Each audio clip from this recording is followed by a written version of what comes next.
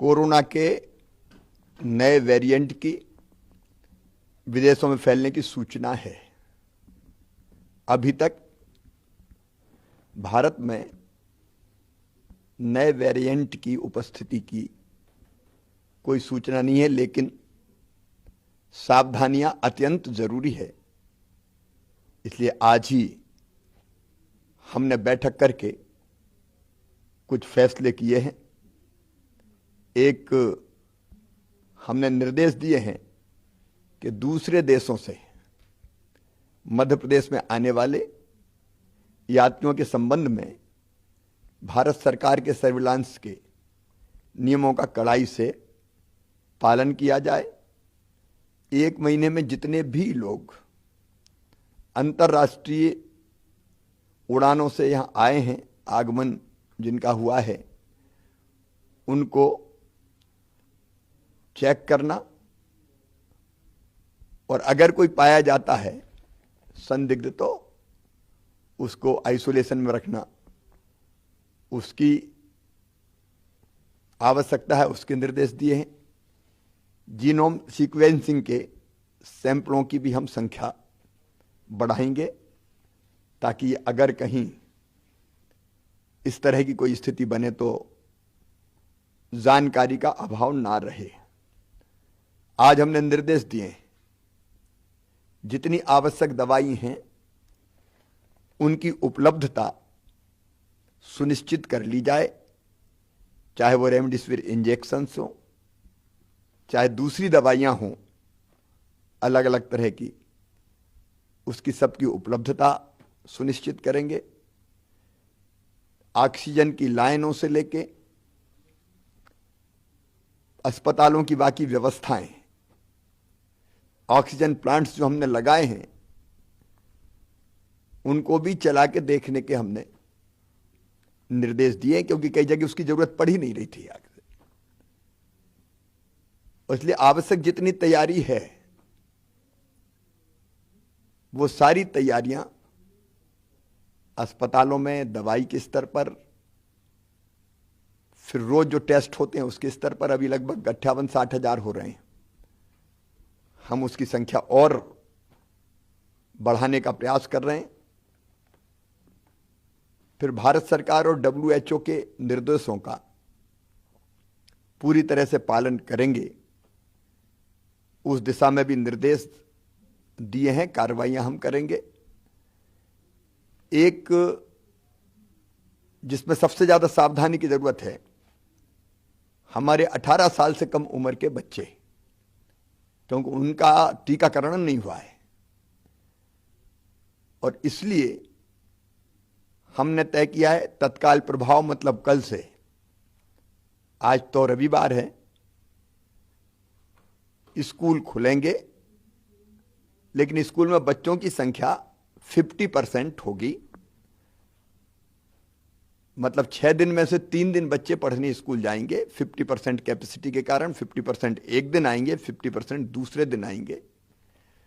उसके साथ ही स्कूलों को ऑनलाइन क्लासेज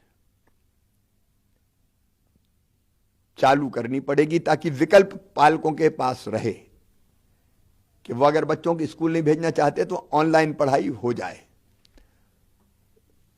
इसलिए विकल्प सामने रहे। पेरेंट्स की इच्छा होगी तो ही बच्चे स्कूल जाएंगे, बिना पेरेंट्स की अनुमति के बच्चे स्कूल नहीं बुलाए जाएंगे। पेरेंट भेजेंगे भी नहीं, लेकिन हम उनकी अनुमति आवश्यक होगी। सेकेंड डोज टीके का लगभग हमारे यहां 62.5% लोगों को लग चुका है। रोज टीके लग रहे हैं, लेकिन 1 तारीख को हमारे टीकाकरण का फिर विशेष अभियान है, महाअभियान। सभी से मैं अपील करता हूं कि पूरी ताकत से जुट के जो शेष बचे हैं सेकंड डोज के लिए या फर्स्ट के लिए भी कोई शेष बच गया है तो उसका टीकाकरण पूरा हो जाए। 29 तारीख को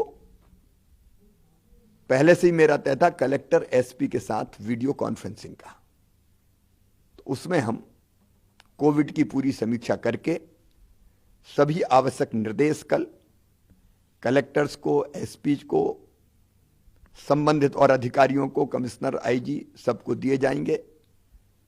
प्रदेश पूरी तरह से अलर्ट पर रहेगा। 1 तारीख को सवेरे मैं 10 बजे क्राइसिस मैनेजमेंट कमेटियों से चर्चा करूंगा। मास्क लगाना और दूरी बनाना, अभी हम कार्यक्रमों पर प्रतिबंध नहीं लगा रहे, हम लोग नजर रखे हुए हैं स्थिति पर, वो देखेंगे। लेकिन ये अपील और आग्रह सभी प्रदेशवासियों से है कि कार्यक्रम में जाएं लेकिन मास्क लगाए रहें, यथासंभव दूरी बनाए रखें, हाथ पहले की तरह साफ करते रहें और जरा भी लक्षण अगर दिखते हैं तो तुरंत टेस्ट, वैसे भी टेस्ट में सहयोग करें लेकिन तुरंत टेस्ट करवाएं। अभी स्थिति चिंताजनक नहीं है। प्रमुख रूप से 2 शहरों में ही पॉजिटिव केस आ रहे हैं, इंदौर और भोपाल में, और उनकी संख्या भी ऐसी नहीं है जो आज हमारे मन में डर पैदा करे, लेकिन सावधानी जरूरी है, क्योंकि इंदौर से फिर बाकी जगह मालवा और निमाड़ में और भोपाल से आसपास अगर संक्रमण फैला तो वो फैलता है। और इसलिए कॉन्ट्रैक्ट ट्रेसिंग, जो पॉजिटिव पाए गए उनका पूरा ध्यान कि वो आइसोलेशन में रहे, कॉन्ट्रैक्ट ट्रेसिंग, अस्पताल में जाने की जरूरत है तो अस्पताल ले जाने की व्यवस्था, ये हम सब करेंगे। क्योंकि अफ्रीका में और दुनिया के कई देशों में ये जो नया वेरिएंट है वो और ज्यादा तेजी से फैलता है, ऐसे समाचार आ रहे हैं। इसलिए सावधानी आवश्यक है और मैं प्रदेशवासियों से अपील करता हूं कि बिल्कुल भी असावधान ना रहें। संक्रमण फैलने से रोकने के लिए जो आवश्यक नियम है उन सब का पालन करें। सरकार आपके साथ मिलकर कोई कसर नहीं छोड़ेगी। हमारी कोशिश रहेगी कि तीसरी लहर ना आ पाए।